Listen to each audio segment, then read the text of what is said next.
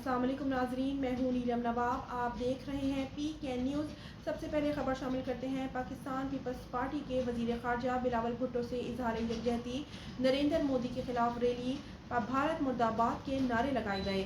سردار طاہر محمود کی رپورٹ کے مطابق پاکستان پیپلز پارٹی پنجاب کے نائب صدر و انچارج ضلعی گوجرانوالہ چودھری اعجاز احمد سما، امیدوار NA 78 محمد فاروق ملک، ڈپٹی سیکرٹری اطلاعات پاکستان پیپلز پارٹی ضلع گوجرانوالہ صغیر بٹ، سیکرٹری اطلاعات Pakistan peoples party city Gujranwala doctor Sher Ali Ansari, secretary اطلاعات پاکستان پیپلز پارٹی ضلع گوجرانوالہ نے پریس کلب کے سامنے چیئرمین بلاول بھٹو زرداری سے اظہار یکجہتی اور نریندر مودی کے خلاف احتجاج کیا گیا۔